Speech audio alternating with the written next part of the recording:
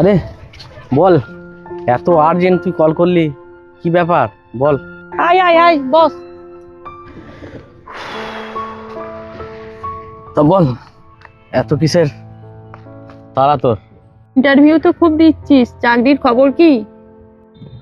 আরে তুই তো জানিস এখনকার কি পরিস্থিতি, চাকরি বাকরি পাওয়া অত সহজ জিনিস নয়, কিন্তু আমি চেষ্টায় আছি, পেয়ে যাব ঠিক।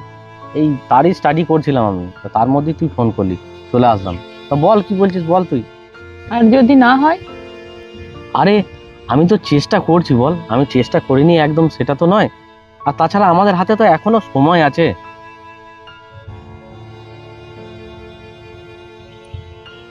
দেখি আর সময় নেই। আমি আর পাচ্ছি না, মা বাবা বিয়ে ঠিক করেছে।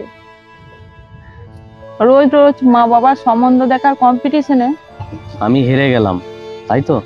আর আজকে দেখা করাটা আমাদের কম্পিটিশনের last consolation prize. Biswajit please, তোর সঙ্গে আমি এত বছর ধরে তোর জন্য ওয়েট করেছি, কত সম্বন্ধ আমি না করেছি, লাস্টে বাবার একটা বন্ধুর ছেলে। শেষে এত রিচ আর সেটেল বেরোলো যে আর না বলতে পারলি না, তাই তো। তোরা ছেড়ে যাওয়ার সময় প্রত্যেকটা মেয়ে ছেলেদের দোষ দিয়ে যাস কেন বলতো? হ্যাঁ হ্যাঁ, সব দোষ আমার। এতদিনের অপেক্ষা, বাবা মায়ের সাথে এত দ্বন্দ্ব, সব মিথ্যা সব মিথ্যা। এই অপেক্ষাটা আমার জন্য নয়, আমার থেকে বেটার কাউকে পাওয়ার জন্য। তাই তোর অপেক্ষা আজ ভালোবাসার কাছে মিথ্যা। ভালো থাকিস।